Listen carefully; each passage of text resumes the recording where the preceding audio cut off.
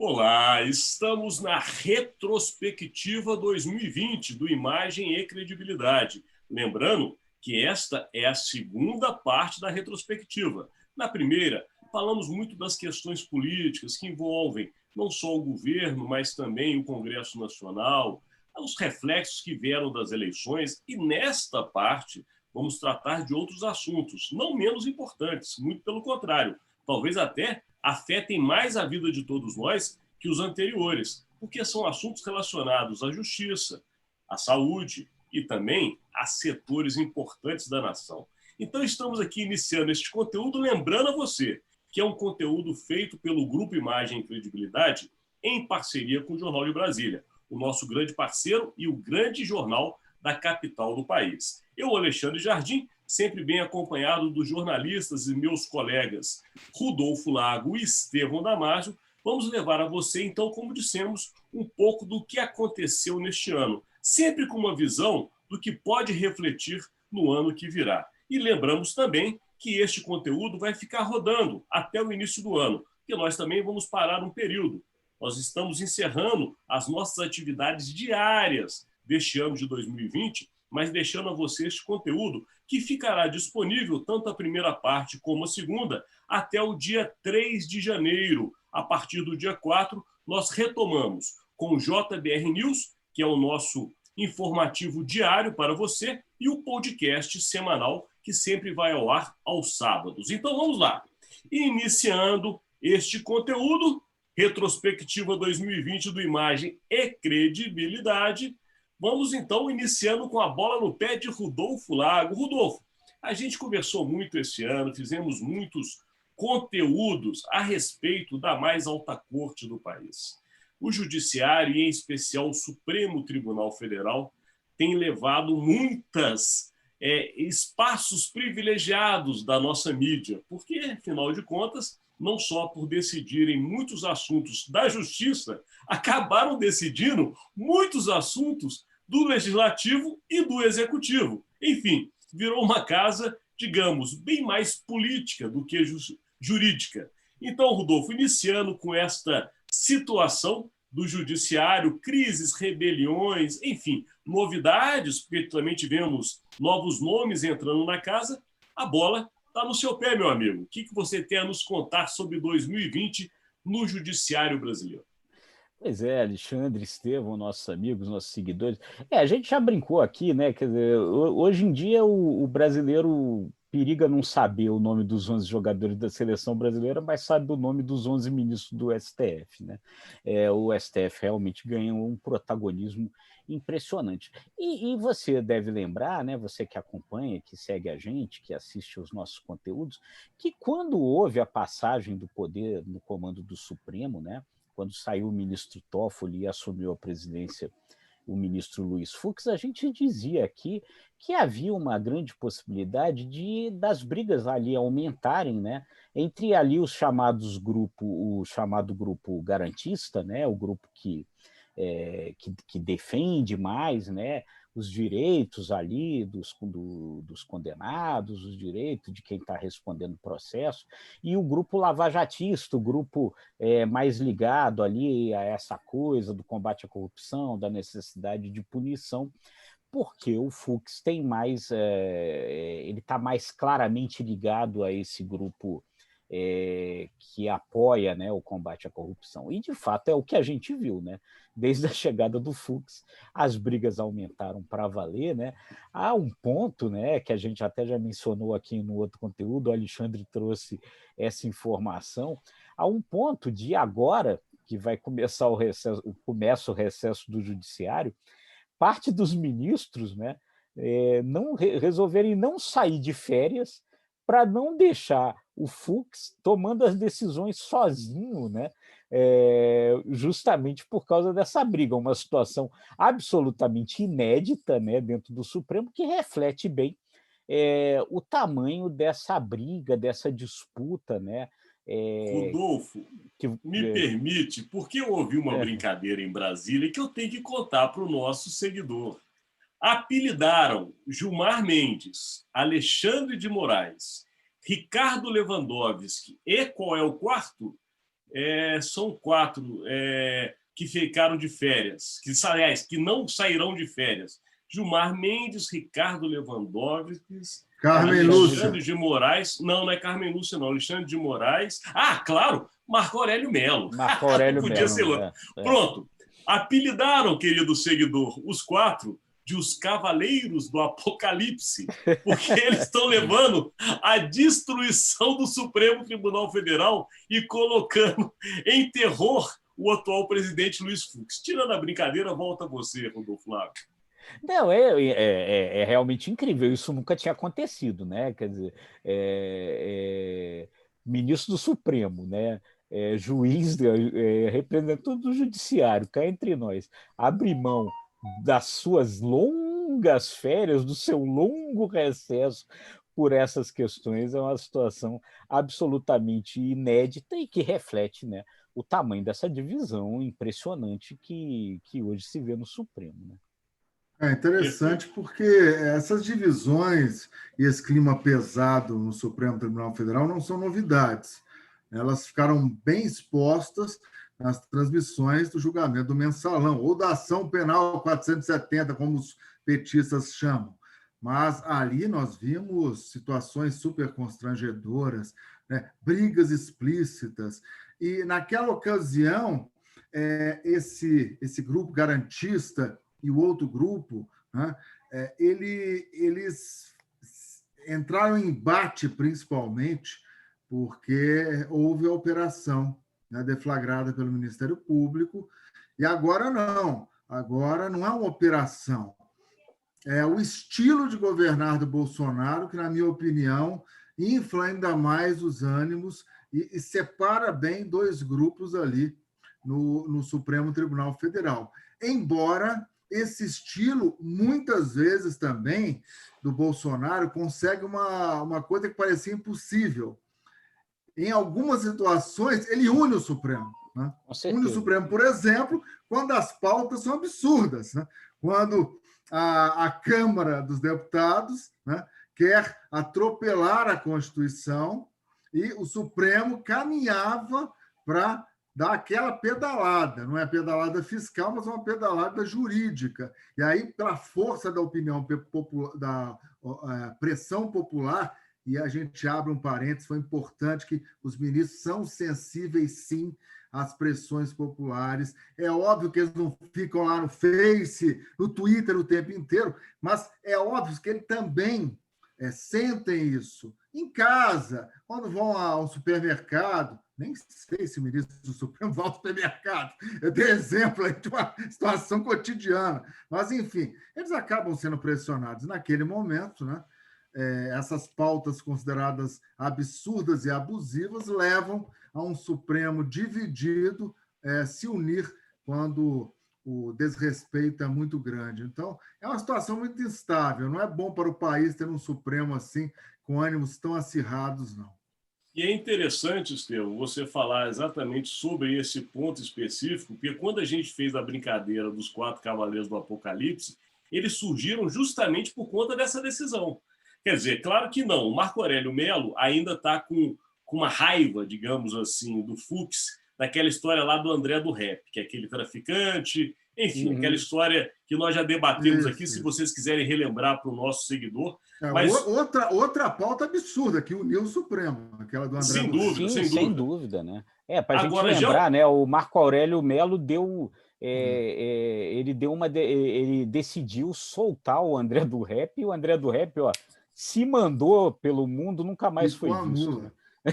Ninguém sabe onde está André. Onde está André do Rap, né? A grande pergunta. Deve estar numa praia paradisíaca curtindo a vida de um bandido traficante. Enfim. E os outros 3, né? Que é justamente o que o Estevão lembrou, que é justamente o Lewandowski, o Gilmar Mendes e o Alexandre de Moraes, ficaram enlouquecidos por conta justamente dessa pressão popular, que fez eles, no início, votarem de um jeito, acreditando que a corte iria no mesmo sentido, e como era uma votação que permitia votar de casa por conta da pandemia, a turma ouviu a pressão das ruas, como você lembrou, Estevão, e foi na direção do povo. Ou seja, deixou os 3 completamente sozinhos. E aí vem essa raiva, essa rebelião contra Luiz Fux, né, Rodolfo Lavo? Por falar, só um momentinho, Rodolfo, só para eu pegar o gancho, falar em raiva, esse ano também, se a gente entrar agora nas redes sociais, nós vamos ver resquícios de muita revolta dos bolsonaristas com o Supremo, né? Para os bolsonaristas, o Supremo está interferindo onde não deve, está governando o país. De forma irônica, eles dizem que basta dar a faixa para os 11 ministros do Supremo, que são eles que muitas vezes querem governar o país. Eu acho que são críticas injustas. Creio que o Supremo erra, mas eu acho que o fato dessa judicialização da política vem muito em função dos erros, das omissões e das lacunas deixadas pelo próprio presidente Jair Bolsonaro, que muitas vezes, ao não fazer o óbvio, deixa esse papel que se torna muito fácil para o judiciário. E aí os holofotes vão todos para o judiciário. E é esse ponto mesmo que eu queria que a gente ouvisse também, Rodolfo, que eu acho muito interessante que você falou, Estevão, que de fato é um sentimento, claro, os bolsonaristas eles vêm como uma torcida de futebol defendendo o seu próprio time. Mas nós, como cidadãos, e principalmente nós, como jornalistas, que estamos aqui observando o poder, Rodolfo, realmente a gente tem visto uma série de decisões que não caberiam ao judiciário, né, amigo? Não, sem dúvida, né? O que acontece hoje no Brasil, Estevão e Alexandre? É que os nossos poderes estão desequilibrados. A gente já falou isso muitas vezes aqui. Você tem uma situação, né? Que é a necessidade de equilíbrio entre os poderes, né? E esses poderes exercem o chamado sistema de freios e contrapesos. Quer dizer, quando um poder extrapola, desequilibra essa relação entre os três poderes, o outro poder entra para equilibrar. E o que acontece? Hoje você tem uma situação absolutamente desequilibrada que faz com que os outros poderes tenham de interferir, né? Uma outra imagem que a gente já usou aqui é a risca do limite da democracia. Quando, algumas vezes, o Poder Executivo, o governo Bolsonaro, ameaçou com discursos, com falas que poderiam ultrapassar essa risca do limite da democracia, obrigou os outros poderes a tomar uma atitude. E aí a reação do governo Bolsonaro e dos bolsonaristas é dizer, dá logo a faixa para eles e tal. Mas, na verdade, o que está acontecendo é que você tem que estabelecer esses limites. E como essa situação está muito desequilibrada, isso acaba fazendo com que esses outros poderes tenham que interferir muitas vezes. Agora, não é um jogo legal, porque é um jogo que desequilibra. E na hora que desequilibra, o outro poder pode começar a se julgar mais poderoso do que deveria ser. Judicializa-se demais as questões políticas. Então, aí é lógico, porque também não é bom para um país, para uma democracia, que o judiciário, em vez de só estabelecer esse equilíbrio, ele passe a atuar politicamente também. Então, nós estamos numa situação hoje desequilibrada, onde os poderes precisavam respeitar, saber, compreender os seus limites, para que esse jogo se equilibre de novo. Agora, enquanto não equilibrar, fica isso. É entropia, né, gente? A gente está vivendo essa situação. Muito bem colocado, Rodolfo, muito bem colocado. E, Estevão, nós também tivemos no Judiciário esse ano uma mudança, né? Uma mudança de cadeiras, porque o decano, né, que era Celso de Mello, que nós convivemos aqui muitos anos em Brasília, nas coberturas com ele, deixou a casa pelo limite da idade. Marco Aurélio Mello se transformou no atual decano, é o mais antigo da casa. E tivemos a entrada de Nunes Marques, né, que foi um nome que acabou surpreendendo a todos, porque se esperava, pelo que o presidente da República dizia no primeiro momento, um perfil diferente do que acabou indicando. E é isso, Estevão, o que você tem a falar deste novo ministro, que é outra novidade deste ano de 2020? Foi surpresa a indicação e a nomeação dele, mas ele não está surpreendendo ninguém, né? Ele está rezando pela cartilha do presidente Jair Bolsonaro. Ele foi o único voto, né, que destoou dos demais. Qual a votação que foi, Rodolfo? Na questão da possibilidade de reeleição dos presidentes da Câmara e do Senado, foi o único ponto. Que ele não permitia a reeleição do Rodrigo Maia, adversário do governo, mas permitia a reeleição do Davi Alcolumbre, mais aliado do presidente Bolsonaro.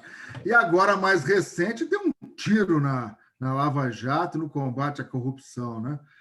Essa questão de permitir que políticos sejam empossados, mesmo com manchas no currículo, fichas sujas. E o presidente Bolsonaro tinha sempre simpatia por essa flexibilização. Então, eu acho uma vergonha. Já falei aqui muitas vezes que nós temos que mudar esse sistema de indicação para o Supremo Tribunal Federal, para outras altas cortes do Judiciário e autarquias também. Eu acho que o presidente indicar, muito difícil, porque haverá, como já houve, situações e temas que vão ao plenário e que são de interesse do atual presidente. E muitas vezes nós já vimos ministros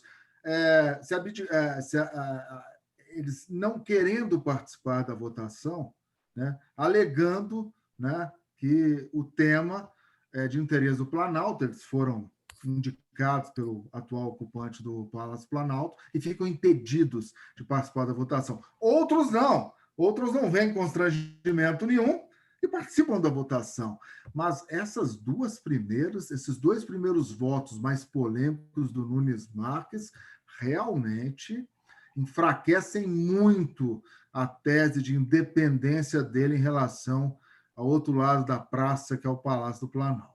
E o Nunes Marques vai ter que votar também assuntos relativos à Covid, né?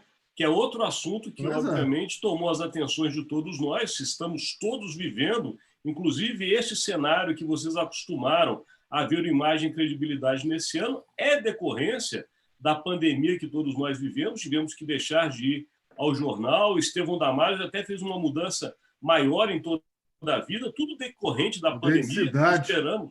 Mudou de cidade, mudou de estado, né? Sem prejuízo da informação, porque bom jornalista tem boa informação de quer que esteja, porque a apuração está no sangue. Mas, de qualquer maneira, a gente teve uma mudança grande em nossas vidas e quem está também nos acompanhando durante todo esse ano, com certeza mudou muito. Então, o nosso tema agora, da retrospectiva, é Covid 2020 ou Covid-19 em 2020. É até interessante a brincadeira, mas com esse assunto não dá para brincar mais. Infelizmente, todos nós afetados. E aí, Rodolfo Lago?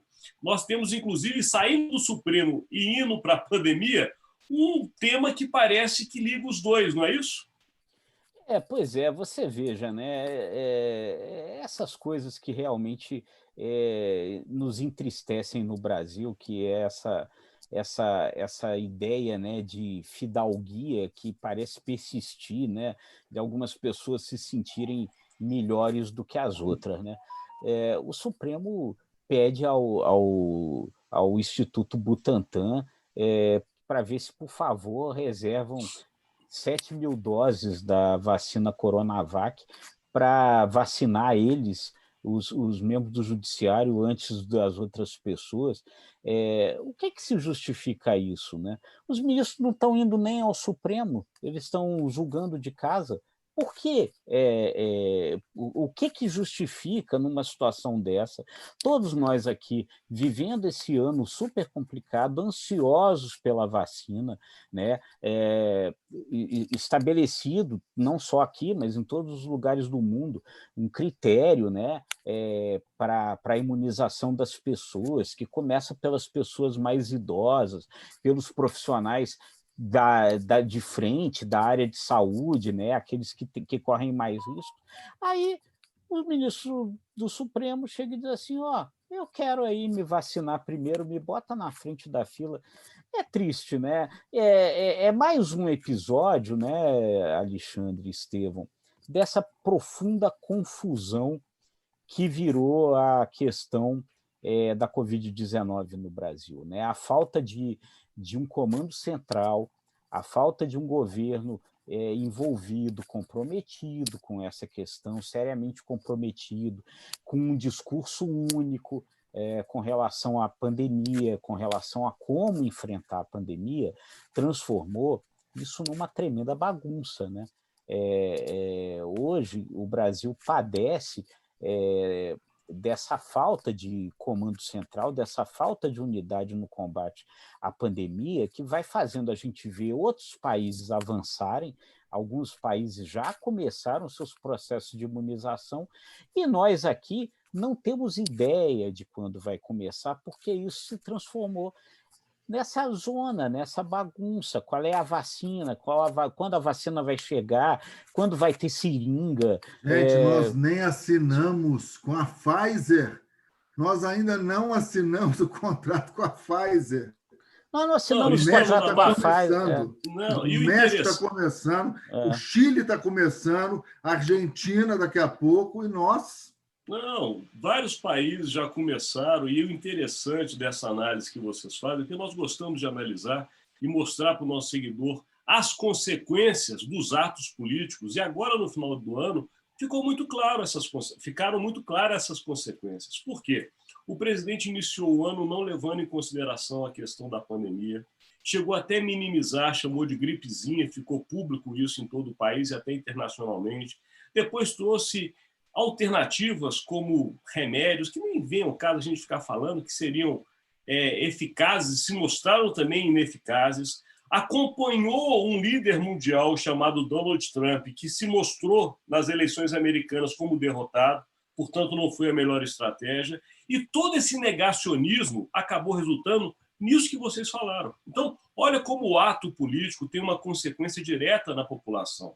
Nós estamos chegando ao final de 2020 sem a logística montada, sem as seringas compradas, sem as primeiras vacinas serem dadas. Por quê? Porque passamos meses discutindo politicamente uma questão de saúde pública. Não é, Rodolfo Lago? Essa politização que a gente chamou de guerra das vacinas foi algo terrível, inclusive colocando o governador de estado contra presidente da República. É uma coisa assim ilógica quando o seu objetivo é salvar vidas. Está com vocês. Terrível, terrível. Não tenha dúvida, a palavra é essa mesma. Eu até na minha última coluna, antes da gravação aqui, eu conversei com algumas figuras aí do meio militar que estão extremamente irritadas com essa situação, né? E depois a gente vai entrar um pouco mais na questão do meio militar, mas você veja só, eles avaliam que o seguinte, que talvez não haja na história uma outra oportunidade melhor, Alexandre Estevão, para falar das qualidades de você ter um governo com militares do que essa situação da Covid-19, em tese. Por quê? Porque é uma situação de guerra, é uma situação que exige logística, que exige disciplina, que exige... haveria ali uma grande oportunidade de você demonstrar as qualidades de você ter militares no comando de um país e, ao contrário disso, isso virou um grande vexame por causa das posições do presidente. Eles lembram o seguinte, que lá no começo parecia que isso ia acontecer. Vocês se lembram do processo de retirada dos brasileiros que estavam em Wuhan, a cidade onde a Covid-19 se iniciou Bolsonaro na China? Titubeou também. Mas foi um sucesso, porque naquele momento eles estabeleceram uma coisa que foi um absoluto sucesso. Eles retiraram os caras de lá, os brasileiros de lá, sem nenhum tipo de problema, de risco, colocaram eles numa base em Goiás, onde eles ficaram isolados. O processo foi totalmente acertado, com 100% de sucesso. Por quê? Porque os militares fizeram o que eram para fazer. Eles eram o suporte de um grupo de especialistas na área de saúde. Aí o que o presidente Bolsonaro faz? E faz, talvez só por ciúme, o jornalista Hugo Braga, né, no livro que ele escreveu, Guerra à Saúde, o jornalista Hugo Braga foi assessor do ministro Luiz Henrique Mandetta, lá no Ministério da Saúde. Ele diz que isso foi única e exclusivamente ciúme do presidente. O presidente demite o ministro Mandetta, depois demite o outro ministro médico, o Taishi. Eu vou dar uma ligada aqui no computador. Pode continuar, Rodolfo. Aqui é assim mesmo. Eu vou sumir um pouquinho da tela aqui. Tá bom.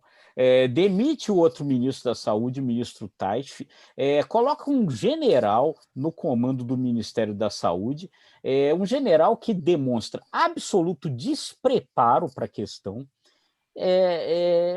por causa disso, porque ele ficou enciumado com o Mandetta, com o destaque que o Mandetta tinha. Ele devia ficar orgulhoso de ter um ministro que estava fazendo o trabalho certo. E aí nós entramos nessa total confusão. Mas aí vamos para o Estevão Damasio, porque você sabe, né, Estevão? Ciúme de homem é muito pior do que ciúme de mulher. É pior do que acabar a energia do computador antes da gente encerrar esse nosso bate-papo aqui. Mas você resolveu rapidamente, Estevão Damasio. Muito bem. Não deu para colocar com o pé na tomada, mas eu resolvi. Se o governo federal tivesse sido tão rápido na Covid como você foi nesse computador, não tínhamos problema agora. Gente, eu já falei aqui, toda crise gera uma tremenda oportunidade.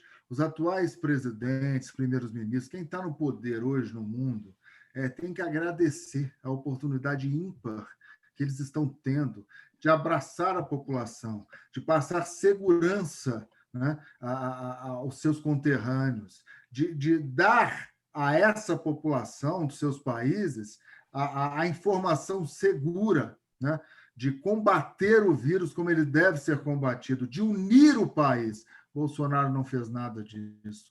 Perdeu uma tremenda oportunidade de se firmar como um líder. Em nenhum momento o presidente da República foi um líder.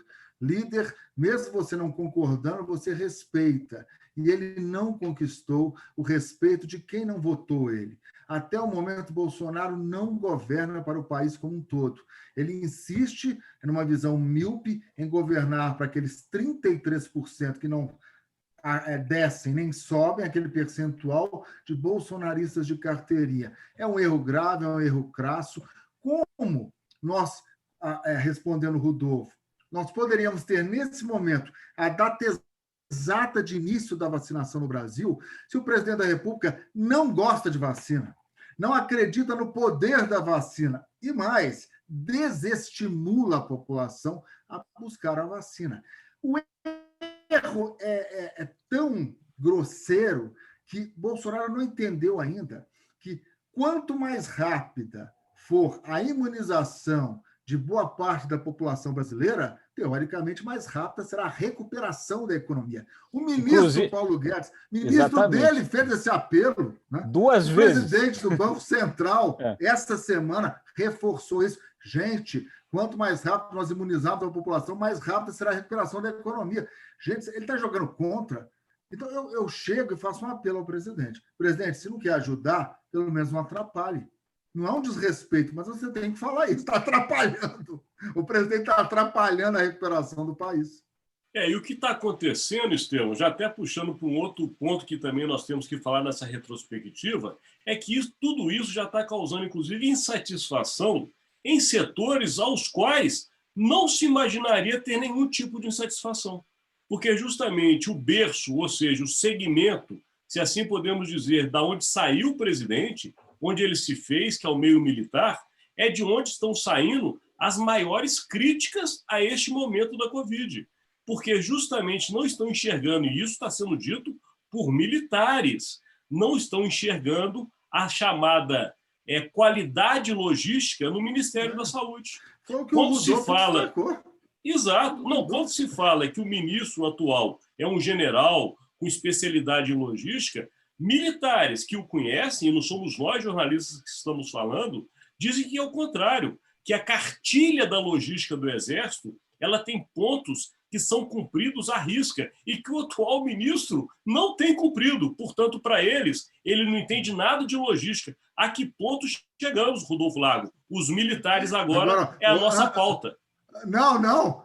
Antes de entrar nos militares, deixa eu só falar um pouquinho. Dória, era um momento de você viajar para Miami. Com certeza. Vai fechar a cidade. Vai fechar a cidade, você vai para Miami com a sua esposa e tem que voltar correndo agora, porque quem ficou no lugar dele, né, está com Covid. O governador em exercício pegou Covid. Ele está vindo urgente, voltando. Gente, que desgaste desnecessário, que falta de sensibilidade, senhor Dória. Sem dúvida. Inclusive, desculpa, Rodolfo, eu sei que você já vai falar isso, mas eu não posso deixar de dizer. Todo o discurso foi jogado no lixo pelo ato de sair da sua cidade. Se dizia o maior preocupado com a população em Miami. Vai lá, Rodolfo. Não, sem dúvida, né? Outro ponto triste, né? Trágico dessa situação toda, que é essa politização da questão da vacina, isso que a gente chama de guerra das vacinas, é um negócio completamente louco, absurdo, né?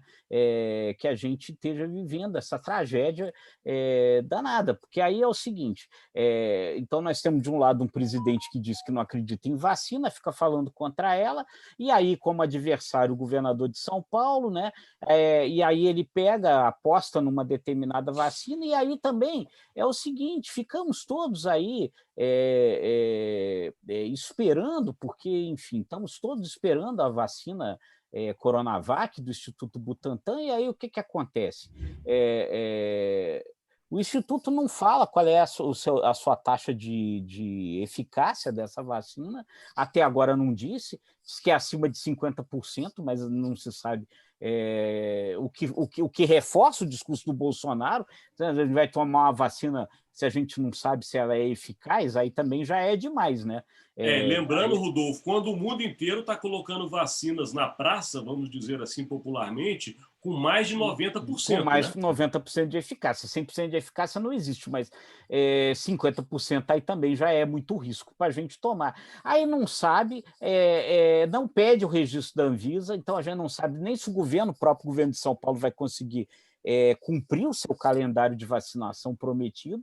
Então é muito triste, porque realmente aí a gente fica refém de irresponsabilidades, né? A maior delas, sem dúvida nenhuma, no caso do governador João Dória, é essa viagem absurda para Miami nesse momento, né?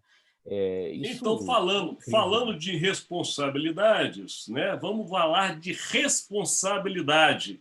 E aí voltamos à história dos militares, Rodolfo Lago. A questão da logística, que é parte desta crítica toda. Então, eu até acabei me antecipando um pouco a esse ponto aí, falando um pouquinho, mas veja só, isso. O que hoje incomoda muitos militares é que essa talvez fosse uma grande oportunidade deles mostrarem a capacidade deles, o que eles, segundo em tese, eles fazem de melhor. E, no final das contas, eles estão mostrando o contrário, né? Como é que pode? Chega a ser um negócio surreal, uma coisa inacreditável, né? Que um general, tido como especialista em logística, né? Ele tenha se esquecido que ele precisava encomendar 300 milhões de seringas a fabricantes de seringa. Isso daí é inacreditável, isso parece piada, né? Enfim, ele estava esperando que a gente fosse aplicar a vacina com o quê? Né? Sabe, eu não consigo entender. A Pfizer vai lá atrás ao Ministério da Saúde, oferece a sua vacina, o ministro diz, não, eu não quero não, porque essa vacina precisa ser armazenada a 70 graus negativo, não vou poder. Aí, quando a vacina sai, quando vê a velhinha lá na Inglaterra, a senhora lá na Inglaterra sendo imunizada, aí corre, Pfizer, pelo amor de Deus, me arranja vacina. Gente, pelo amor de Deus, isso aí é logística? Nenhuma. E é dito pelos próprios militares. Agora, o que mostra essa divisão no meio militar, ao meu ver, é justamente a figura do vice-presidente da República. Porque o Hamilton Mourão, por ser um general, e obviamente ele tem uma relação com a generalada toda, se podemos dizer assim, e essas críticas têm partido muito desse setor, ele tem colocado publicamente, até de uma maneira politicamente não tão boa, né, para com o presidente do governo que ele faz parte, mas deixando claro justamente esses posicionamentos.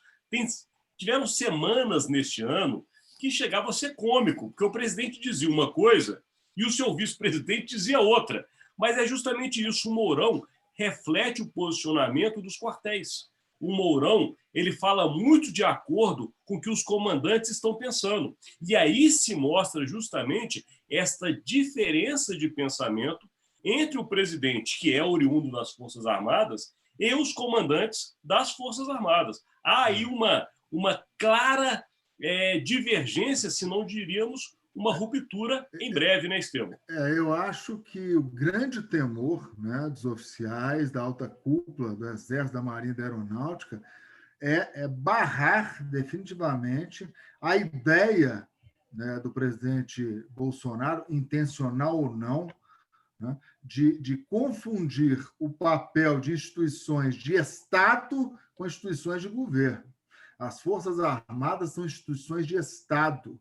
E eu nunca vi na história democrática brasileira essa confusão ficar tão presente, estar tão presente, porque muitos generais ainda na ativa entraram no governo, né? Aí houve aquela reação, tem que ir para a reserva, não tem, o próprio ministro da Saúde vai ou não para a reserva, mas independentemente disso, mesmo estando na reserva, né, é um general. Eu acho muito perigoso esse terreno que o presidente Bolsonaro entrou e acho bastante explicável essa preocupação do alto comando das Forças Armadas hoje. É um terreno muito minado que o presidente adentrou. Outra preocupação é que estamos chegando próximo do final do nosso tempo, dessa retrospectiva. Lembrando ao nosso seguidor que estamos aqui lembrando os pontos que foram importantes, os assuntos, os temas que mais tocaram a vida de todos nós neste ano de 2020, com reflexos para 2021. E o nosso último tema não pode deixar de ser, meus amigos, a questão ambiental.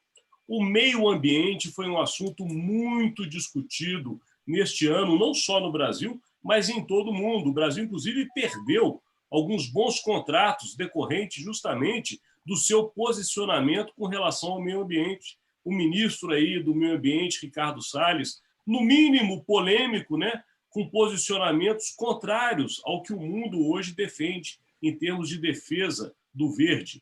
E tivemos, infelizmente, neste quadro de 2020, queimadas que devastaram grande parte do Brasil, infelizmente, parte grande do Pantanal brasileiro. Então, vamos concluir agora essa nossa retrospectiva com uma análise para o nosso seguidor da questão meio ambiente. Volta, Rodolfo Lago. Eu acho que vai ficar marcado, né, entre várias coisas aí que surpreenderam a gente nesse ano de 2020, né, aquela famosa frase do ministro do Meio Ambiente naquela reunião que veio a público, né, por causa das denúncias do Sérgio Moro, né, aonde o ministro ali comete um sincericídio. Bom, ele não sabia que aquilo ia acabar se tornando público num determinado momento, mas é inacreditável ele chegar lá no meio da reunião e dizer: olha, vamos aproveitar aí que está todo mundo preocupado, né, com essa história de Covid-19 para fazer passar uma boiada, né? Agora vamos revogar essas questões ambientais todas. Vem cá, é inacreditável, sabe? E muito preocupante. E aí, quando se soma a esses recordes aí que houve de queimadas, né? De áreas devastadas, né? Agora nós estamos vendo nos últimos dias aí situações graves de desmatamento, operações aí nesse sentido. É muito triste tudo isso, né? E há uma mistura, a gente já falou isso aqui algumas vezes, é uma mistura errada, equivocada, entre preservação, entre julgar que preservação do meio ambiente seja uma coisa, um discurso de esquerda. Não é um discurso de esquerda, é um discurso de necessidade, né? De necessidade de preservação do planeta, que nós estamos chegando nos limites aí, e a Covid-19 nada mais é do que uma reação da natureza gente, aos abusos que a gente comete o tempo inteiro. Isso não é uma questão ideológica, né? E essa confusão é muito ruim para nós. Então, a ponto de uma ministra que nada tem de esquerda, né? Que é uma ruralista, né? Uma pessoa do agronegócio, então, portanto, ela não tem nada de esquerda, ter sido a primeira a alertar, ainda no início desse ano, chegar ao presidente da República e dizer assim: presidente, ou a gente muda esse discurso ou nós vamos perder dinheiro, nós vamos perder negócios. E negócios, como você bem disse, que nós já estamos perdendo. Porque hoje vários compradores, não são poucos, são talvez a maioria dos compradores no mundo, eles exigem selos verdes, eles exigem certificados de que aquela produção ela cumpre determinadas regras ambientais. Então, quando a gente perde essa confiança, a gente perde dinheiro. E isso não tem, volto a dizer, nada de ideológico, entendeu? Não é porque você é de direita que você tem que comer uma carne de um boi que pasta num lugar que antes era floresta. Isso não tem nada a ver com questão política. É preciso entender isso. Perfeito. A análise sobre a questão ambiental, ela toca a vida de todos nós, e é o que você disse. Não é uma questão ideológica, é uma questão de vida, né, Estevão Damasio? Rapidamente, acho que não tem mais nada a acrescentar ao que o Rodolfo bem pontuou. Infelizmente, neste ano, duas áreas que são estratégicas e os grandes elos com o mercado externo, que são relações exteriores e meio ambiente, continuam sendo ocupados pela área ideológica. Isso vai trazer, como está nos trazendo, diversos prejuízos nas relações comerciais, né? O Brasil deixou de ser um país que passa seriedade e comprometimento com a preservação do meio ambiente, com energias renováveis, né? Hoje nós viramos párias no cenário internacional, infelizmente. Não, e até acrescentando, Estevão, se me permite, Alexandre, só acrescentando aí que você falou também no ministro das Relações Exteriores e usou o termo pária. O ministro das Relações Exteriores chegou a dizer, num determinado momento, que ele não se incomoda se o Brasil virar o pária do mundo. É incrível. Eu realmente não consigo compreender as vantagens que pode haver disso. Vou até aproveitar esse momento, porque dá uma explicação ao nosso seguidor. A questão das relações internacionais e relações exteriores é, com certeza, uma pauta importante para ser debatida no ano que passou. Porém, diante da chancelaria que temos no Brasil e dos diversos erros cometidos, retiramos essa pauta da nossa retrospectiva, porque, de fato, ficaria difícil da gente falar o que aconteceu neste ano de 2020 relacionado ao Ministério Exterior do Brasil. Mas chegamos ao final, meus amigos. Chegamos ao final do ano, chegamos ao final da retrospectiva, fizemos esse conteúdo, que é a segunda parte dos assuntos que relacionamos como os mais importantes, assuntos que foram debatidos por nós, analisados, colocados aqui nos conteúdos diários, também nos conteúdos semanais, e que agora levamos tudo junto para o nosso seguidor ter aí uma lembrança do que ocorreu neste ano com essas análises, para que possam ser também aproveitadas para o ano que se inicia. E neste momento final, não podemos deixar de lembrar que você, que está aí do outro lado, é a pessoa mais importante, é a razão mais importante para estarmos aqui diariamente. É por você que fazemos esse conteúdo. Então, para você, desejamos um feliz ano novo. Agradecemos a presença durante todo 2020 e lhe convidamos para que esteja conosco em 2021, juntamente com o nosso parceiro, que é o Jornal de Brasília, que nos permite levar este conteúdo para milhares de pessoas. Quem está nas nossas redes sociais, agradecemos especialmente. Quem nos escuta no Spotify, que é uma forma que nós colocamos para que você possa nos levar a qualquer lugar que esteja. E, claro, no nosso site, que é o imagemecredibilidade.com, e o site do nosso parceiro Jornal de Brasília.com.br. Meus amigos, eu daqui me despeço com uma saudade já imensa deste ano, não pelo que vivemos e retrospectivas que fizemos aqui, mas por este momento de levar informação para o público que nos acompanha. Nós tivemos um crescimento muito grande neste ano, é importante aqui a gente colocar. Chegamos a quase 400 mil pessoas em audiência, 400 mil audiências dos nossos conteúdos. É um número muito importante. Isso só é feito para você. É um grande estímulo para que o Imagem e Credibilidade continue em 2021. Desculpe alguns erros, mas é a emoção do momento e a felicidade de falar para você. Agora eu passo a bola aos guerreiros deste ano, parceiros, amigos e jornalistas extremamente competentes, Estevão Damasio e Rodolfo Lago. Está com vocês. Enfim, só complementando, desejo aí um 2021 repleto de felicidade a todos esses nossos quase 400 mil amigos aí, como bem pontuou o Alexandre Jardim. Muito obrigado a vocês todos e que a gente tenha um 2021 mais bonito, que a gente possa voltar a abraçar nossos parentes e amigos num ano bem menos complicado do que foi esse 2020. Eu também só tenho a agradecer a audiência, né? Desculpem também pelos erros, por análises que não possam ter desagradado, mas é natural, né? A gente respeita e também espero que você tenha um grande 2021, porque estaremos aqui todos juntos e, se Deus quiser, mais unidos do que nunca. Até ano que vem. Amém. Tchau, Amém. feliz 2021 para todos. Feliz Abraço. 2021, um abraço e muito obrigado.